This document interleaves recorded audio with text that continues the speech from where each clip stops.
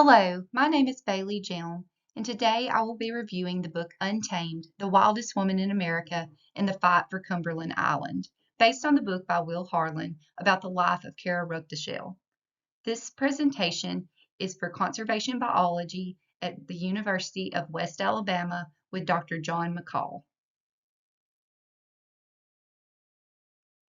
Kara Ruckteschell is a self-taught scientist.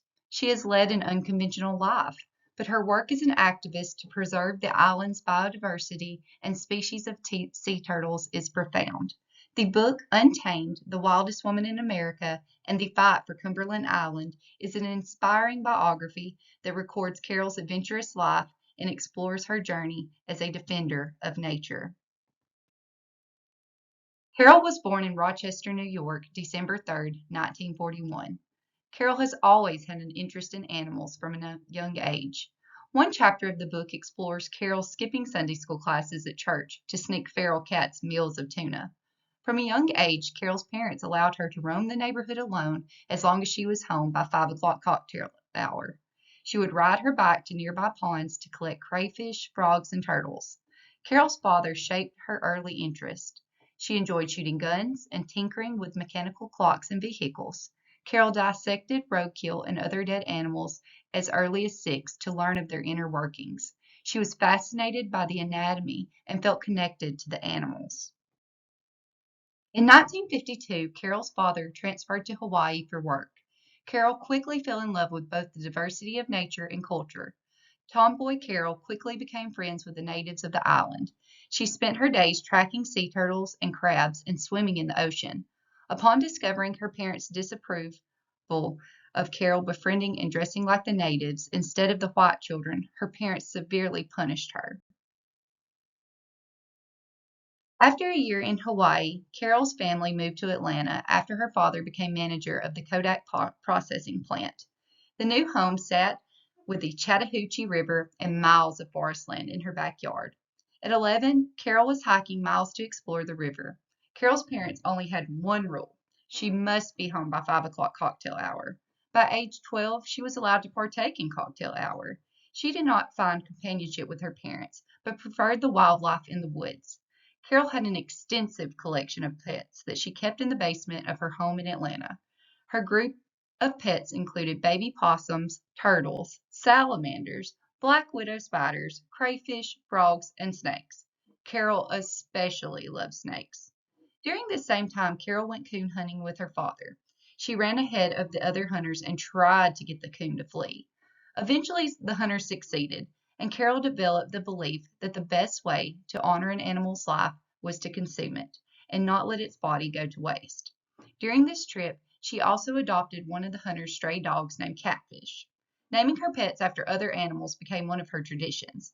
She and Catfish quickly became best friends. She discovered a cave along the bluffs near the Chattahoochee River, which became a refuge for her and Catfish. She spent many of her teenage years camping in the cave with Catfish. Carol was a tomboy and an outsider during her high school years. She floated through school, completing what work was necessary to get by. Carol felt she learned more about life exploring the woods and river near her home than in a traditional classroom. Nature was her teacher. During her exploration, she took extensive notes and drew intricate drawings of her observations. She filled multiple journals with this information. During her high school years, Carol almost died. Her parents were hosting a dinner party. Her father pulled the trigger on what he thought was an unloaded gun to demonstrate for a friend. The gun was loaded and shot Carol in the abdomen. The bullet barely missed her stomach. After this incident and her recovery, Carol graduated high school. She spent that summer camping in the cave in the woods with Catfish. That summer, she vowed that one day she would live in nature on her own terms. In the fall of 1959, Carol began college at the University of Georgia. Accustomed to roaming the forest and river near her childhood home in Atlanta, Carol struggled with the confinement of classes and the early curfew of her dormitory. She was homesick. Carol went home one weekend a few weeks later after classes had begun. She and a friend spent the day enjoying the river. When she returned to college, Carol got a call that her friend had committed suicide. Distraught, Carol went out drinking and missed her dorm curfew. After this incident, UGA expelled Carol. After Carol was expelled from UGA, she returned to Atlanta. She earned her place at an automotive repair shop after showing the manager, Jim Kemp, her skills in connecting a car radio. She and the manager bonded over their love of hunting Civil War relics. This shared hobby soon bloomed into a romance. Jim left his wife and quickly married Carol. Their marriage lasted less than a year as Carol spent more time in the woods and Jim reunited with his ex-wife and children. Carol enrolled back in college at Georgia State University after the divorce. In 1996, Carol enrolled at Georgia State University, where she met and quickly fell in love with longtime bachelor Dr. Charles Wharton. They bonded over their love of nature. They frequently visited his cabin in North Georgia to explore the mountains and the wildlife it inhabited. It was there at the Tallulah River Charlie asked Carol to marry him. Carol continued her degree as well as served as a housewife. With one semester left before graduating college, Charlie convinced Carol to drop out and dedicate her time to upkeeping the house and assisting him with his research. One weekend, Carol traveled alone to their North Georgia cabin while Charlie claimed he was busy with work. In a cave, she found a salamander that she had never seen before. Excited, she rushed home with the salamander to show Charlie and caught him with another woman. Carol was devastated at another failed marriage. Even though the salamander she discovered was an unknown species, later named the Pigeon Mountain salamander, heartbroken Carol needed to get out of the city. She drove her Jeep to Cumberland Island on the Georgia coast. Cumberland is one of the most biologically rich locations in North America. Carol spent her time there hiking the entire island. She enjoyed exploring the beaches, marshes, and high bluffs. Carol took in the variety of wildlife. She needed to return to the city, but the island had made a significant impression on her. She felt that this was where she needed to be and vowed to return. She moved back to Atlanta, still recovering from her second marriage. She was suffocating in the daily 9 to 5 work and coming home to a tiny one-bedroom house. The children in her neighborhood loved her pet collection, including cats, a gopher tortoise, a raven, rat snakes, field mice, frogs, salamanders, an owl, roosters, and a golden pheasant. Carol hated zoos. All of her animals were eventually released back into the wild when appropriate. She even fostered a baby bobcat for some time. During this time was when Carol began eating roadkill. She maintained that the best way to honor an animal's death was to allow it to produce energy for ourselves or other organisms. Carol did not see the point in hunting hours when someone could obtain free meat on the roadside. She did not find eating any animal taboo. She tried everything from a bobcat to possums. Not only were roadkill the objects of nutrition, but they were also specimens for scientific study. Since she was a child, she would complete necropsies to learn their inner workings of animals. After moving back to Atlanta, Carol began working for Georgia's Natural Areas Council, a state agency charged with identifying and protecting the wildest lands in Georgia. The Clean Air Act and the first Earth Day propelled the United States to care more about the environment. The Eastern Wilderness Act caused Carol to hope her current position would assist in recognizing new wilderness areas in Georgia. During this time, Carol befriended then Governor Jimmy Carter.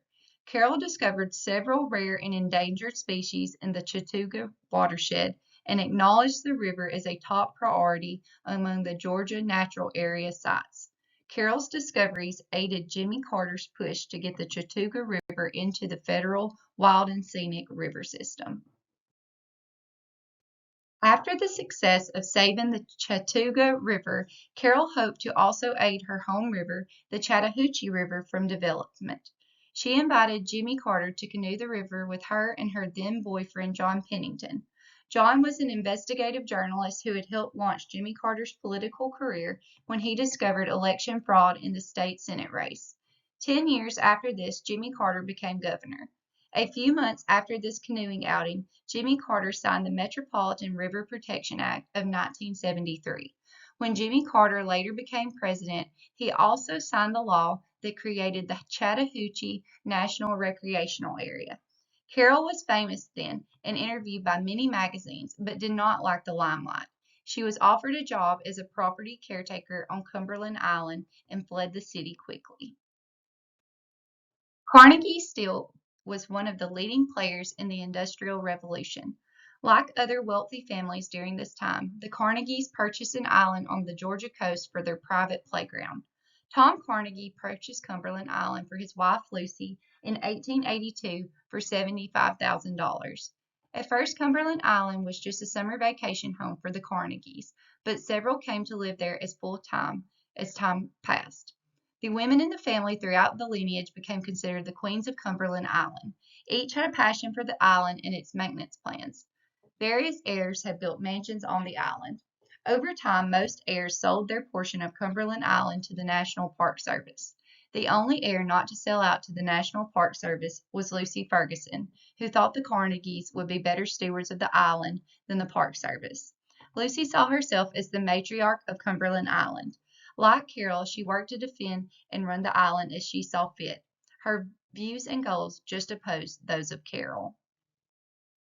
Carol returned to Cumberland Island in 1973 with her boyfriend John Pennington. John was divorced and burned out from investigative journalism. He was looking to escape the city, so when Carol informed him she was leaving for Cumberland Island, he asked to join her. They pretended to be engaged to live together while employed by the Candler family on Cumberland Island. Carol did housework type duties, and John drove a boat for the family. John and Carol's wages were extremely low. Carol made $25 daily, and John didn't make much more. She quickly found that she would need to hunt food on the island to survive. There were white-tailed deer and wild hogs to hunt. Gullah native Jesse Bailey, a reclusive island fisherman, took Carol under his wing and taught her how to cast her net for fish. Jesse had a drinking problem that Carol helped manage in exchange for his assistant teaching her island life skills. Carol spent her days working for the Candlers, but she observed sea turtles on her nights. She tracked these turtles from the mother laying the eggs to the hatchlings erupting onto the beach 2 months later. There are 7 species of sea turtles, and each is considered endangered. 5 types of sea turtles nest on Cumberland Island, including leatherbacks, Kemp's Ridleys, hawksbill, greens, and loggerhead sea turtles. At first, Carol observed from a distance, but soon she was tallying eggs, determining shell lengths, and marking nest locations to protect and watch them. In the late 1960s, Carol joined the University of Georgia's turtle tagging project. This project involved metal identification tags for the turtles' front flippers. Cumberland was also the first to utilize satellite tags that allow scientists to follow the travels of sea turtles. These projects were the first to discover turtles eventually travel back to their birthplace to nest. Carol wrote many papers on turtle migration during this time. Carol observed a turtle holocaust occurring in Cumberland. Dozens of dead sea turtles littered the beach near her home. She regularly performed necropsies on these turtles to determine their cause of death. Carol also spent tremendous time guarding the sea turtle nest against wild hogs. Hogs would dig up the eggs to eat. Carol would shoot them on sight to protect the sea turtles and to provide meat for her and John. During one hog shooting, Carol met Lucy Ferguson, Carnegie royalty of the island. They became friends through the encounter because Lucy cared about the sea turtle populations. Jimmy Carter visited the Carnegies during this period and also saw Carol. He let her know his intention to run for president. Carol's obsession with the conservation of turtles causes her relationship with John to deteriorate. In 1978, John and Carol split, but continued living in the same cottage to maintain their employment. John started dating a young girl named Lum. This arrangement caused Carol to spend even more time on the beach protecting and studying the sea turtles to avoid interactions with the two of them. During this time, she also befriended Janet Go-Go Ferguson, granddaughter of Lucy Ferguson. Both ladies wanted to protect the island, but had conflicting ideas. When John announced he and Lum were getting married, life quickly changed for Carol. The Candlers discovered their living situation had been a ruse and evicted Carol. Eviction, Carol visited her friend Louis McKee, a land surveyor. Louis was married, but he and his wife had an open relationship. Louis assisted Carol in finding and purchasing an old shack on the island. He also helped her renovate it. Carol rebuilt the shack with driftwood and other salvaged items from the island. Carol had electricity, but for the most part she lived off the land. She ate roadkill and harvested various food supplies from the wild. Her and Louis's friendship evolved from platonic to romantic. In 1979, the Cumberland Island National Seashore opened to the public. The National Park Service acquired her shack. In addition to the $45,000, Carol received the right to live on the island for the rest of her life. The relationship with Louis had run its course, as he had turned physically abusive and possessive. Louis had begun to stalk Carol to the point Carol feared for her life. To escape the stalking and in hopes of cooling down the situation, Carol took a trip with a friend to D.C. for the National Sea Turtle Conference. There, Carol went toe-to-toe with some of the most educated scientists in the nation. Although these people, predominantly men, had a formal education, Carol had observed more and hands-on knowledge. One scientist, Bob Shoup, a herpetologist, enjoyed sparring with Carol. Carol gave him her mailing address at the night's end to maintain correspondence. Carol returned to Cumberland and plunged into her necropsies. Each necropsy told the story of the sea turtle's death. With almost all of her necropsies, she was finding evidence of drowning. Even turtles who seemed to die by shark attacks or boat propellers, when further examined, showed evidence of drowning, meaning when either of these events occurred, the turtles were already dead. Carol began to realize evidence pointed to the sea turtles drowning in trawl nets as the cause of death. Although Carol was busy with her work, the stalking and abuse from Louis continued and escalated. Everything exploded when Carol invited a young backpacker to camp in her yard. She invited him into her home for supper. Louis arrived at Carol's cabin with a splintered, sharpened canoe paddle. He was furious Carol had someone else in her home. He made threats and then forced his way into the house. Carol shot and killed Louis upon his entrance. Carol went to jail until the trial, where the judge ruled Carol acted in self-defense. Carol was part owner of Louis's home, which she gained upon his death. She gave this home to her parents. Carol wrestled with horrible guilt over Louis's death. She considered leaving the island where so many people despised her. The Wilderness Act gave Carol a new purpose. The Wilderness Act was the first law to provide nature priority over people. Carol made it her new life mission to have Cumberland Island designated as wilderness. In the early 1980s, the National Park Service wanted to develop Cumberland into a tourist resort with a unique network of paved roads and resorts. Carol knew the thousands of plant and animal species, including many endangered species, Cumberland held. She was not going to let the island go without a fight. Carol had formulated a wilderness proposal to preserve the island's northern half forever as a federally designated wilderness. Many thought Carol's proposal was too extreme and would not generate the needed revenue. Carol argued that if humans did not try to preserve our biodiversity, we would end up with empty forests. With Carol's rallying, the public support, and President Jimmy Carter's endorsement, the Cumberland Island Wilderness Bill passed. Soon after, the United Nations designated the island a global biosphere. Carol had fulfilled her mission, but lost a friend in Gogo, who wanted to preserve her family's history over protecting the wildlife and wilderness. In 1982, Carol lost her gullible friend and confidant, Jessie Bailey. Jessie's death caused a massive void of loneliness in Carol's life. Around this time, Bob Shoup, the herpetologist from D.C., showed up at Carol's cabin, requesting her assistance in studying frogs on Cumberland Island. This relationship quickly blossomed into another romantic relationship, and they eventually married. Carol spent the next 20 years researching sea turtles and other organisms. They are two of the most world-renowned sea turtle biologists. They wrote and published dozens of sea turtle scientific studies and wrote 2 sea turtle books together. Carol turned her garage into a museum to house her specimen collection. In 1990, the Smithsonian National Museum asked Carol if she could share her specimens to study, to which Carol eagerly agreed. Carol also examined the impact of non-native wild horses on Cumberland Island. She loved to ride the horses, but recognized that overpopulation resulted in starving and diseased horses caused by the lack of food and fresh water. Carol advocated for the removal of wild horses from Cumberland, not only because the animals were suffering, but also the devastation they brought to the island. The wild horses overgrazed vegetation needed to prevent erosion, trampled native birds' nests, and ate vegetation that would feed other native organisms. The battle of the wild horse population on Cumberland Island was one battle Carol would not win. political reasons, and the horse's popularity with tourists won the battle. In the 1980s, Carroll created the Sea Turtle Stranding Network. Carroll contacted other conservationists on other islands along the east coast to collect data for dead sea turtles washing onto the beaches.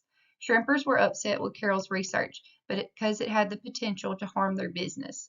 Carroll had the data to support her claim that trawlers were the leading cause of death in sea turtles. Carroll advocated for a trawl-free reserve along a portion of the coast. Instead, the National Marine Fisheries Service expanded the sea turtle stranding network to obtain more data. The U.S. did not import shrimp from other countries at this time, and the Georgia coast was the leading supplier. In 1987, the National Marine Fisheries Service required a TED, or turtle excluder device, on all commercial trawls. A shrimper created the original TED unintentionally. He grew tired of jellyfish clogging his net, but found that it also worked for sea turtles. Unfortunately, even with the mandatory TEDs, Carroll continued to observe as many dead sea turtles on Cumberland. She was the first to speak publicly about TEDs not protecting sea turtles. In the early 2000s, the shrimp harvest in the Atlantic crashed after years of overharvesting. Jellyfish populations had soared without sea turtles eating them as part of their diet. By 2010, most shrimpers in Georgia had sold out or gone bankrupt. Carol Ruckdeshill has lived an untraditional life guided by her passionate convictions of preserving biodiversity. She has dedicated her whole life to studying and preserving the natural world. Her extensive research of sea turtles played a crucial role in understanding more about the species and what actions can aid in their survival. She is a bold, zealous advocate for those who can't speak and believes every organism has an equal right to live on this earth. Carol still resides on Cumberland Island today as she continues her research and conservation sponsorship.